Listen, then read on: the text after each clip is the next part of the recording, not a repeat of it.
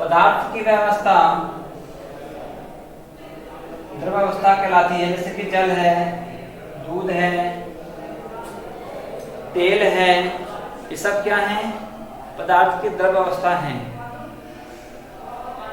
ऐसे देखिए, अब आपका नंबर 3 आता है पदार्थ की गैस अवस्था।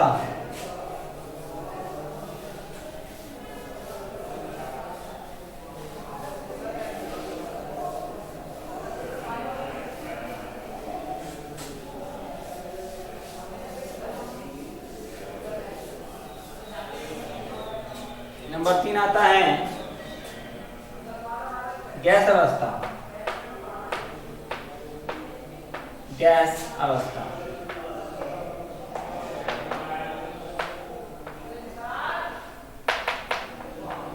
कि गैस अवस्था के बारे में आप गैस के बारे में आप जानते होंगे कि गैस जो होती है वायु में उड़ जाती है, और गैस जिस बर्तन में भी भरी जाती है वो हमेशा उस बर्तन में जो गैस के जो अणु होते हैं, उस गैस के जो मॉलिक्यूल्स होते हैं वो लगातार गति करते रहते हैं। जैसे कि आपके घर में गैस सिलेंडर होगा, तो गैस सिलेंडर के अंदर जो गैस के मॉलिक्यूल्स हैं, जो उसके अणु हैं, वो अणु लगातार उस गैस के अंदर गतिशील रहते हैं, मतलब घूमते रहते हैं, वो उस बर्तन की दीवारों पर टकराते रहते हैं।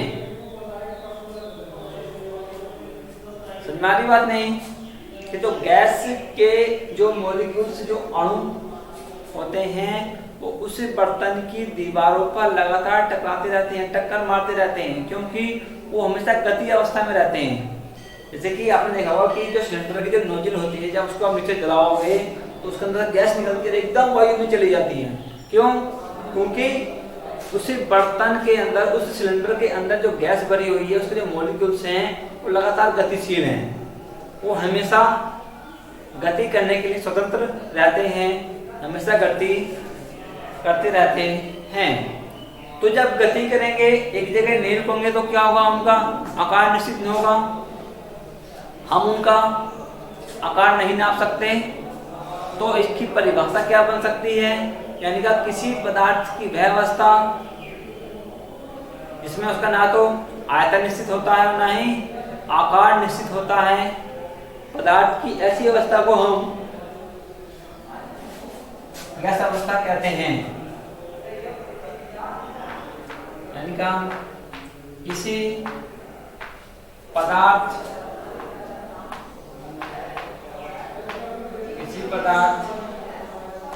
की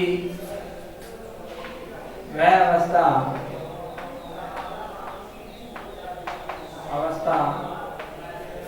जिसमें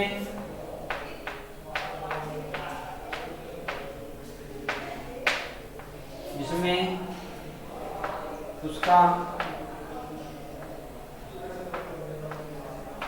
न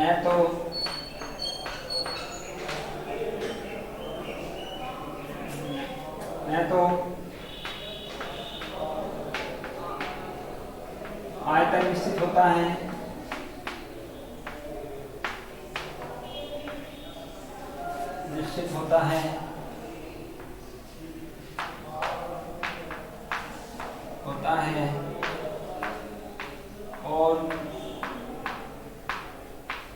और नहीं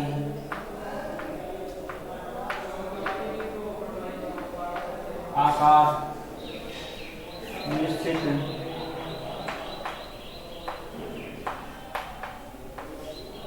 निश्चित होता है।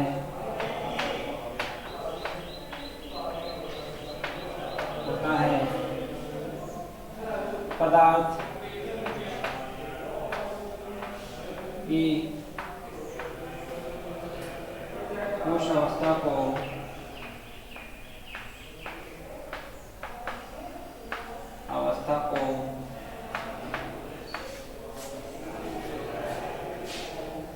किसी पदार्थ की अवस्था इसमें उसका आयतन से बनाया अवस्था को गैस अवस्था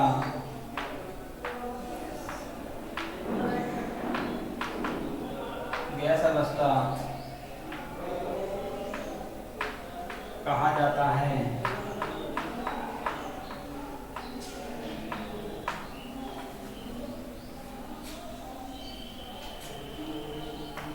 जैसे ऑक्सीजन, जैसे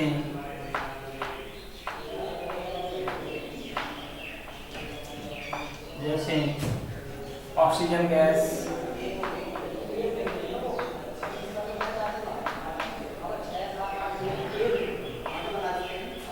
ऑक्सीजन,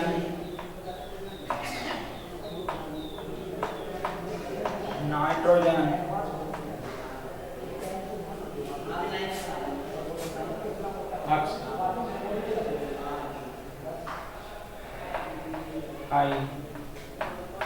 हाइड्रोजन आदि।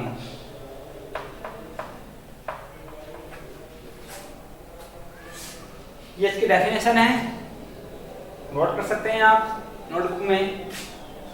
किसी पदार्थ की व्यवस्था जिसमें उसका न तो आयतन निश्चित होता है और न ही आकार निश्चित होता है, पदार्थ की उस अवस्था को गैस अवस्था कहा जाता है। ऑक्सीजन भी एक गैस है, नाइट्रोजन भी गैस है, हाइड्रोजन भी एक गैस है। तो ये किसी पदार्थ की क्या हुई, भौतिक अवस्थाएं हो गई। इन भौतिक अवस्थाओं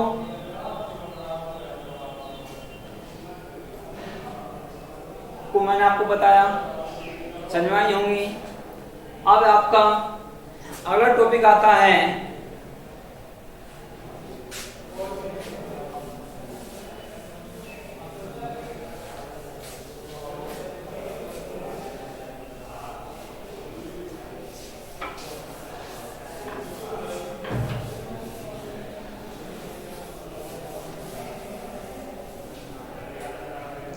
अगला टॉपिक आपका आता है पदार्थ की आणविक संरचना।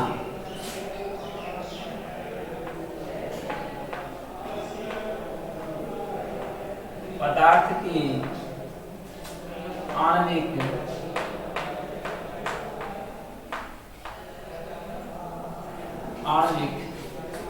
संरचना।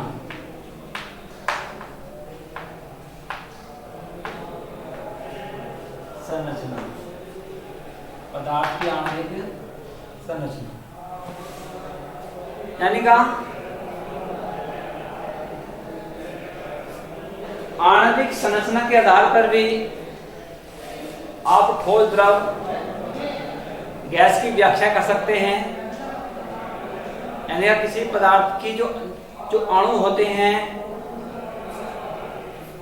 वो ठोस में किस प्रकार होते हैं, आपको मैंने इससे पिछली वीडियो में बताया था कि जो पदार्थ होता है वो छोटे छोटे सूक्ष्म कणों से निर्मित होता है और उन सूक्ष्म कणों को हम अणु कहते हैं। अणु परमाणु से मिलकर बने होते हैं।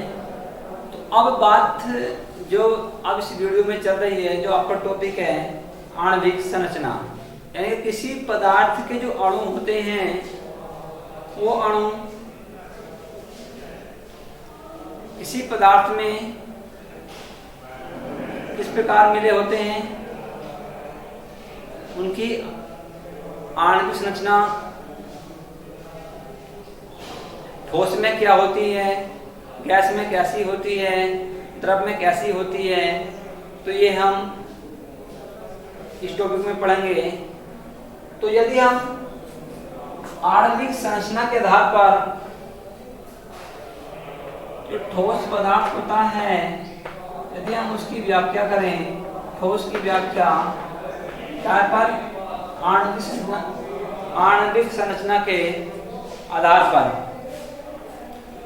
आणविक संरचना के आधार पर ठोस पदार्थ। तो देखिए, ये मैं आपको दोबारा बता रहा हूँ कि मेरे हाथ में ये चौक है, तो इस चौक को मैं हाथ से नहीं दबा सकता, नहीं दब रहा। देखो, यदि हम इसको तोड़ के ऐसे इसको तोड़ें और इसको बारीक करके पीसें, तो आपने देखा होगा कि इसके अंदर से ये बारीक बारीक कण निकल रहे हैं। तो ये ठोस के जो कण हैं, जो ये बारीक बारीक कण हैं, ये एक दूसरे से मिलकर बने हैं। यानी कि ठोस के जो अणु होते हैं तो वो एक दूसरे से चिपके हुए रहते हैं, उनके बीच में कोई खाली जगह नहीं होती। इसलिए ठोस पदार्थ जो होता है, इसलिए ठोस ठोस होता है। क्यों? क्योंकि उसके जो मॉलिक्यूल्स होते हैं, उसके जो अणु होते हैं, वो एक दूसरे से चिपके हुए रहते हैं। जैसे कि चौक के अंदर कहीं भी आपको खाली जगह दिखाई नहीं देगी। क्यों? क्योंकि इसके इनका जिन ये सूक्ष्म कौन से का बना है, वो सूक्ष्म कण आपस में चिपके हुए हैं, आपस में मिले हुए हैं, तो इसलिए आपको कोई खाली जगह दिखाई नहीं देगी। इसी प्रकार डस्टर है, तो इसी डस्टर के अंदर भी आपको कोई खाली जगह दिखाई नहीं देगी, आर पार कोई आपको छेद दिखाई नहीं देगा। क्यों? क्योंकि ठोस के जो अणु होते हैं वो एक दूसरे से मिलकर बने होते हैं, एक दूसरे से चिपके हुए होते हैं, और ऐसे चिपके हुए होते हैं कि उनके बीच में कोई खाली जगह ना रहे। अब वो चिपके हुए क्यों होते हैं? क्योंकि ठोस के अणुओं के मध्य एक आकर्षण बल होता है। आकर्षण बल होता है ना, खींचना, जो अपनी ओर खींचता है। जैसे कि चुंबक जो होती है वो लोहे की वस्तु को अपनी ओर क्या करती है? खींचती है। जब वो लोहे की वस्तु को अपनी ओर खींचती है तो ऐसे ही ठोस के अणुओं के मध्य, उनके अणुओं के बीच में भी एक आकर्षण बल होता है, और उस आकर्षण बल जो होता है वो बहुत ज्यादा होता है, और उस आकर्षण बल के कारण ही जो ठोस के अणु होते हैं वो एक दूसरे से चिपके हुए होते हैं, मिले हुए होते हैं। आरी भाषा में हम कह सकते हैं, यानी कि किसी पदार्थ की व्यवस्था जिसमें उसके जो अणु होते हैं, तो उनके अणु के मध्य आकर्षण बल का मान बहुत ज्यादा होता है, जिस कारण उस ठोस के जो अणु होते हैं वो एक दूसरे से चिपके हुए रहते हैं, वो गति नहीं कर सकते। क्यों? गति में होता चलना, वो चल नहीं सकते। चलेंगे कहाँ को? जहाँ खाली जगह होगी। यदि आप देखो, मैं चलूंगा तो मैं कहाँ चलूंगा? जहाँ खाली जगह पड़ी है। यदि मैं इधर को चलूंगा तो क्या होगा? इधर दीवार है, खाली जगह नहीं है, तो क्या मैं इधर को नहीं चल सकता? जाहिर सी बात है। तो जो जब ठोस के अंदर कोई खाली जगह नहीं होती, तो ठोस के जो अणु होते हैं वो गति नहीं कर सकते। उनको गति करने के लिए स्वतंत्रता नहीं मिलती। तो ये क्या थी ठोस की व्याख्या, यानी कि आणविक संरचना के आधार पर जो ठोस पदार्थ होता है उसकी व्याख्या की गई।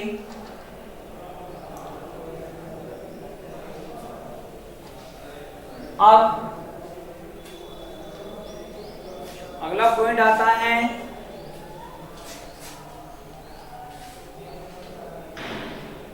कि आणविक संरचना के आधार पर द्रव की व्याख्या। द्रव आणविक संरचना के आधार पर द्रव की व्याख्या। इस वीडियो में मात्र इतना ही।